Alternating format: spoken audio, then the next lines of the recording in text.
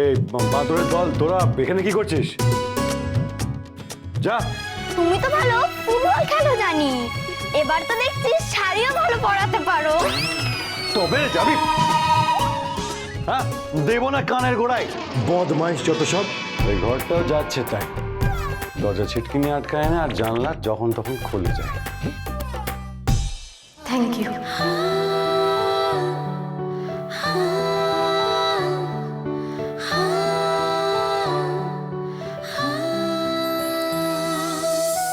কি বললেন? ভাগ্যিস আপনি ছিলেন, নাহলে সত্যি তো এভাবে শাড়ি পরে বেরোলে একটা হাস্যকর ব্যাপার হতো। তাছাড়া শাড়িটাও আপনি খুব ভালোভাবে ঠিক করে দিয়েছেন। হ্যাঁ, আসলে নবাব বসু ঠাকুর যেটাই করে সেটাই পারফেক্ট। চ্যাম্পিয়ন্সরা যেমন হয় সেরকম। আর তাছাড়া মায়ের হাঁটুর প্রবলেমে ঝুঁকতে অসুবিধা হয় বলে মায়ের শাড়ি কুচি আমি ঠিক করে দিই। হয়ে গেছে, চলুন এবার।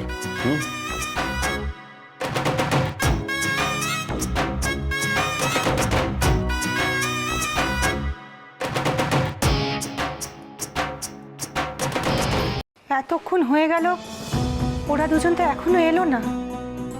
হ্যাঁ গো, তুমি একবার নবাবকে ফোন করে দেখো না। আরে তোমার বড় ছেলে তো বললো সব ঠিক আছে, তুমি তাও চিন্তা করছো কেন?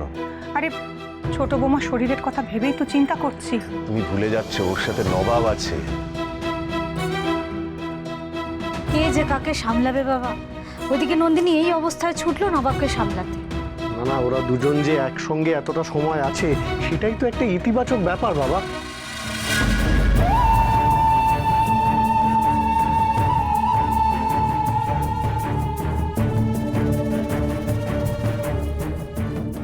ম্যাডাম, ছেলেটা এখান থেকে চলে গেছে একদম পোগার পোগার। 1 মাসে কেউ ওর নাগালটিও খুঁজে পাবে না।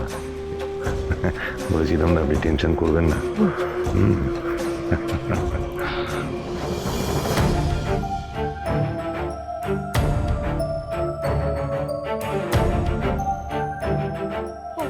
ওই তো ছোট ভাইরা চলে এসেছে। তুমি কি এখন কথা বলার মতো অবস্থায় আছো নন্দিনী? তাহলে তোমাকে জরুরি একটা কথা বলার দরকার আছে। হ্যাঁ বলুন। পুজোর তালটা যখন তুমি তুলেছো তখন তোমাকেই বলি যে এইভাবে না পুজোটা হয় না নন্দিনী। বাবা, তুমি আবার কবে থেকে পুজো টুজো নিয়ে এত ভাবছো কমলিকা? হ্যাঁ, তুমি এটা কেন বলছো দেবাঞ্জন আমি জানি। হ্যাঁ মানছি আমার পুজো আচ্ছা ঠাকুর দেবতা এগুলো নিয়ে উৎসাহটা একটু কম, কিন্তু একটা কথা আমি খুব পরিষ্কার বুঝতে পারি, মা যদি না চান তাহলে জোর করে তার পুজো দেওয়া যায় না। আমি ঠিক বুঝতে পারলাম না। আচ্ছা আপনারা সবাই তো এখানে আছেন, বলুন তো আমায়, আপনাদের এত পুরনো একটা পুজো আমাদের পাড়ার এত বছর ধরে চলা সত্ত্বেও কেন হঠাৎ করে বন্ধ হয়ে গিয়েছিল? কেন মা, কেন বন্ধ হয়ে গিয়েছিল? কথায় আছে নাকি ইচ্ছে থাকলে উপায় হয়। তাহলে আপনাদের সবার এত ইচ্ছে থাকা সত্ত্বেও কেন পুজোটা আর হচ্ছে না? কেন আবার শুরু করা যায়নি? কারণ আছে না? কারণ মা দুর্গা নিজেই চাননি এই পাড়াতে আবার পুজোটা হোক। মা দুর্গা তোমায় নিজে বলে দিয়ে গেছেন বড় বৌদি। মা কেন আমায় বলবেন নবাব? উনি হাবে ভাবে বুঝিয়ে দিচ্ছেন, উনি নিজেই চান না পুজোটা হোক। কি আপনাদের কি মনে হয় বলুন তো?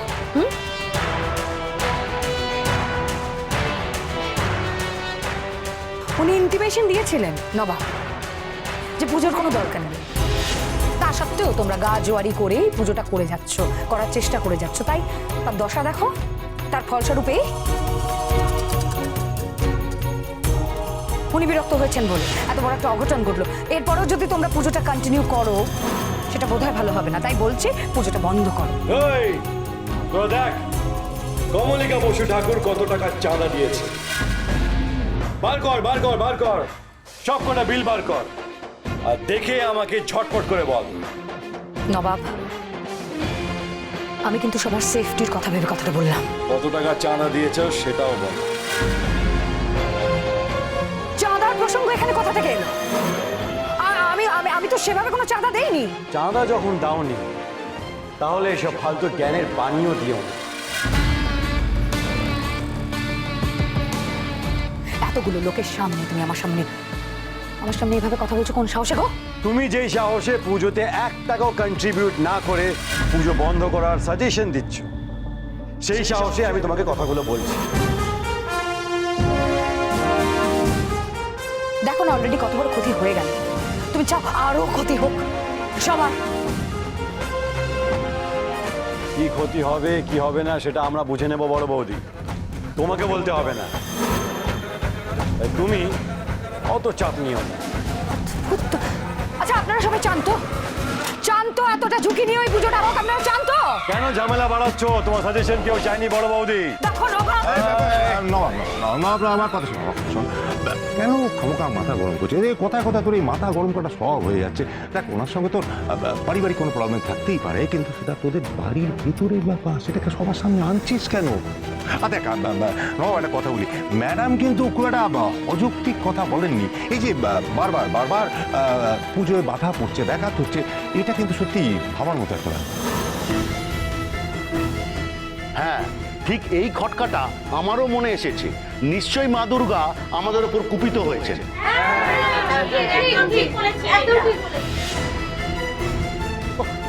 যত সব কুসংস্কার তোমাদের, এইসব বলে পুজোর আনন্দটা মাটি করো না তোমরা।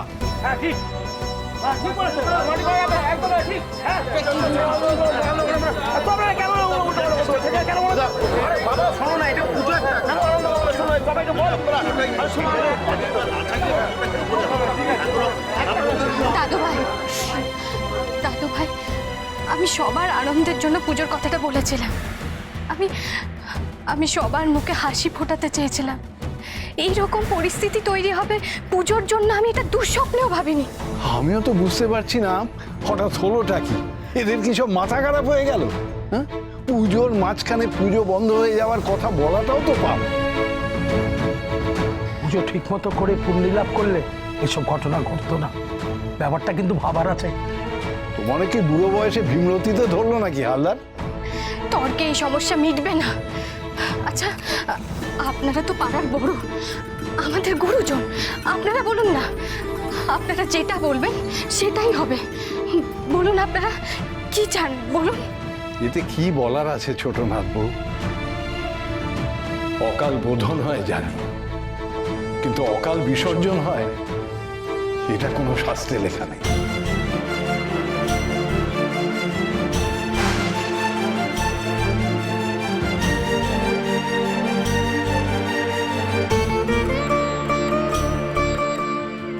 আমি আমার উত্তর পেয়ে গেছি দাদু ভাই।